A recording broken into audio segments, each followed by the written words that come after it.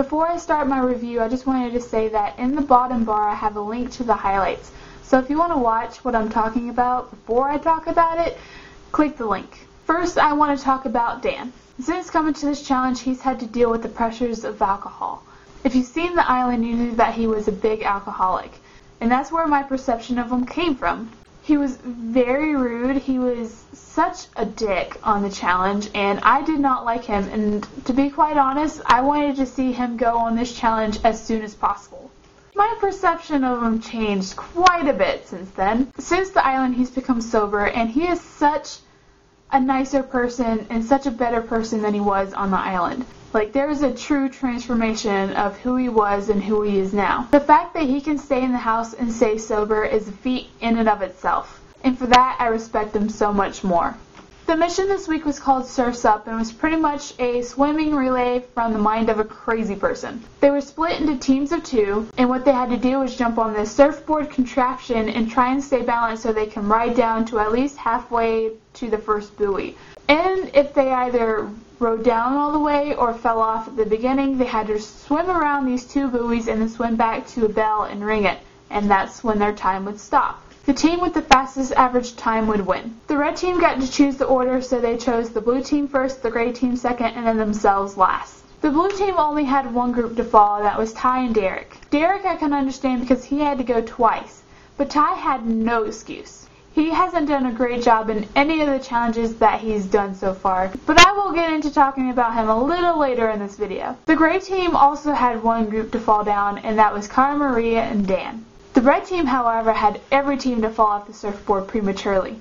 Not only that, Chet hit his head and had some kind of concussion and was charted off to the hospital. What upset me the most is the fact that they didn't show his condition at all in the episode, and they used it as a cliffhanger for the next episode. That's just wrong. You don't exploit people's well-beings to try and bring somebody back to watch the next episode. Also, while swimming, Brandon's legs started cramping up, and he started freaking out and having a panic attack in the water. It got to the point where he had to quit, which gave the red team a DQ.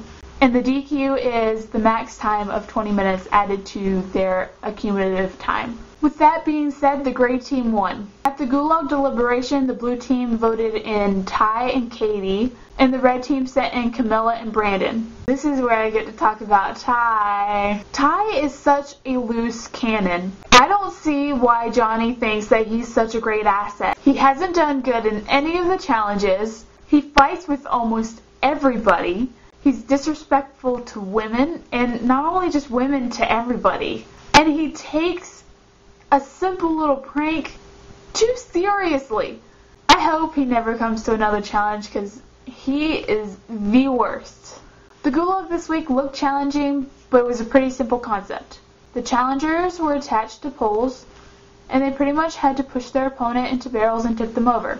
The first person to do this twice won and got to stay. This is where things get funny. In the first round, Ty wins. He pushes Brandon into the barrels, big whoop for him. In the second round, he's about 4 feet away from pushing Brandon into the barrels again and actually winning and get to stay in the house. All of a sudden, he collapses.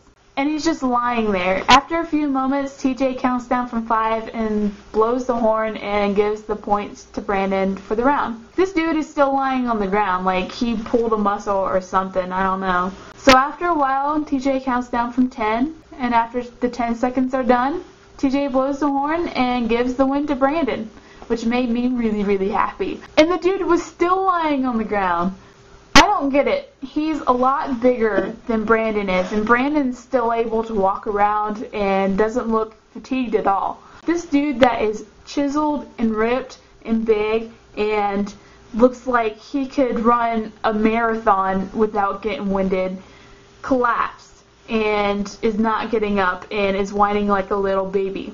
The funny thing is that Johnny wanted this guy in the final. I mean, if he can't stand pushing somebody that is smaller than him for a good minute or so, then he is not going to be able to handle a final.